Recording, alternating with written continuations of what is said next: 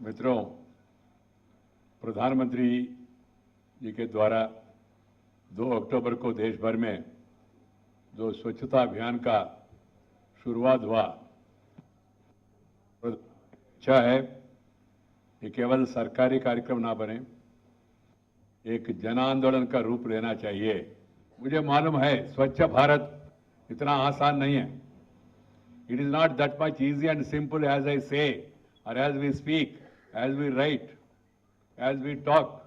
This is not easy. Today I have seen some of the magazines, national leading magazines, saying mission impossible. That is the headline of some of these magazines. But I am confident with the support and cooperation and blessings of the people of India, we will make it possible in the coming 5 years. By 2019, October 2nd, on the 150th birth anniversary of Mahatma Gandhi, we would like to see that India becomes clean. Because Mahatma Gandhi, he first said, cleanliness is next to godliness. और Bharatiya Janata party political party होने के नाते हम सब लोगों ने ये निश्चय किया, हमने ये संकल्प किया और खास करके मैंने भी ये संकल्प किया कि प्रधानमंत्री जी का जो आह्वान है कि देश के अंदर इस स्वच्छता अभियान को हम किस तरह से संकल्प लेकर के ईमानदारी के साथ एक एक व्यक्ति इसको उसमें जुटे और वास्तव में ये एक अभियान एक आंदोलन के रूप में आगे चले।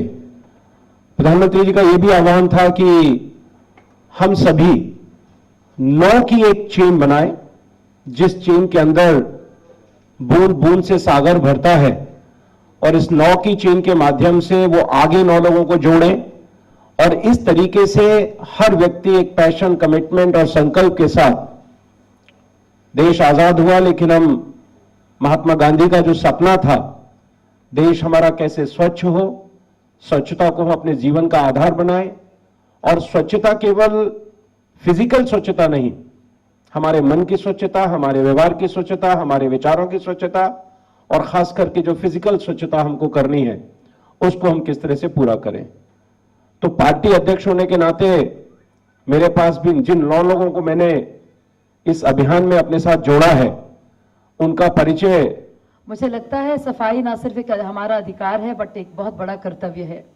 जैसे कि सिपाही जो है सरहद पर सुरक्षा करते हैं हमारी, वैसी जरूरी हम सबका फर्ज बनता है कि हम अपने देश को, अपने राज्य को, प्रदेश को, शहर को, गलियों को, पड़ोसों को बिल्कुल साफ रखें।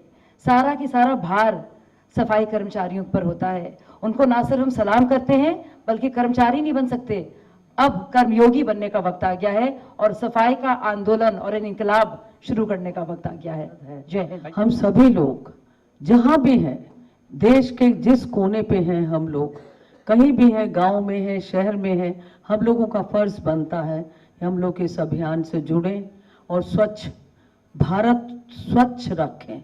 भारत, सारा भारत हम स्वच्छ रखेंगे और आगे बढ़ के अपने आप को भी संभालेंगे, अपने आप को भी समझाएंगे कि हमें गंदगी नहीं करनी है। इस समय महसूस हो रहा है कि भारत को फिर से पुनर्जन्म का अवसर मिला है, इसका कायाकल्प होगा। इससे शायद अब गांधी जी की आत्मा को थोड़ी शांति मिलेगी, इसी आशा से हम लोग सब इससे जुड़े हैं। भारतीय संस्कृति में स्वच्छता का बहुत ही महत्वपूर्ण स्थान रहा है। अपनी दिल्ली को स्वच्छ बनाए, यही है सच सच सच, बनाओ स्वच्छ स्वच्छ स्वच्छ, यही है सच सच सच, बनाओ स्वच्छ स्वच्छ स्वच्छ। हम जब विदेश में कहीं खेलने जाते हैं और वहाँ जब देखते हैं कि कितनी साफ सफाई, और जब कोई विदेशी हमारे यहाँ खेलने आता है, जब टूर्नामेंट होते हैं तो वो देखता है कि हमारे लोग कहीं भी कुछ भी फेंक देते हैं और वो हमें जब ये बात बोलते हैं, नहीं यार क्या सिस्टम है आपके देश का, ही तो बड़ा अजीब लगता है। तो जो एक ये अभियान स्वच्छ भारत स्वच्छ दिल्ली का एक अभियान आप हम सब ने जो मिलकर एक जिम्मेदारी ली है, तो वो एक देश की रिक्वायरमेंट है। मैं सबसे पहले तो हमें शुक्रिया अदा करना चाहिए प्राइम मिनिस्टर साहब का कि उन्होंने इस मिशन के ऊपर एक कदम उठाया है। हमारे प्रॉफिट मोहम्मद सल्लल्लाहु अलैहि वसल्लम ने बताया था कि जहाँ मुसलमानों पे 5 फ़र्ज़ हैं, छठा फ़र्ज़ उन्होंने कहा अगर ये मुझे हुक्म होता अल्लाह ताला की तरफ से तो मैं सफाई के ऊपर छठा फर्ज मानता। तो हम लोगों को अपना फर्ज समझ के इस मिशन को बहुत आगे बढ़ाना चाहिए। मैं सिर्फ इसको एक, क्योंकि डॉक्टर होने के नाते मेडिकल प्रोफेशन को अगर मुझे इसमें जोड़ना है तो स्वच्छ भारत स्वस्थ भारत। दिल्ली के 5000 से अधिक व्यापारिक संगठनों के सहयोग से और हमारी confederation of all India traders के दिल्ली प्रांत के अध्यक्ष श्री रमेश खन्ना और महामंत्री श्री विजयपाल जो यहाँ पर मौजूद हैं, मैं उनके सहयोग से दिल्ली के बाजारों में गंदगी ना हो, व्यापारी अपना कूड़ा न केवल अपनी दुकान का बल्कि दुकान के सामने भी जो सड़क है उसका भी कूड़ा अपने साथ इकट्ठा करके और चाहे बेशक अपनी कार में रख करके उन्हें कहीं छोड़ करके आना पड़े, ऐसा प्रयास मैं सभी दिल्ली के बाजारों में करूंगा।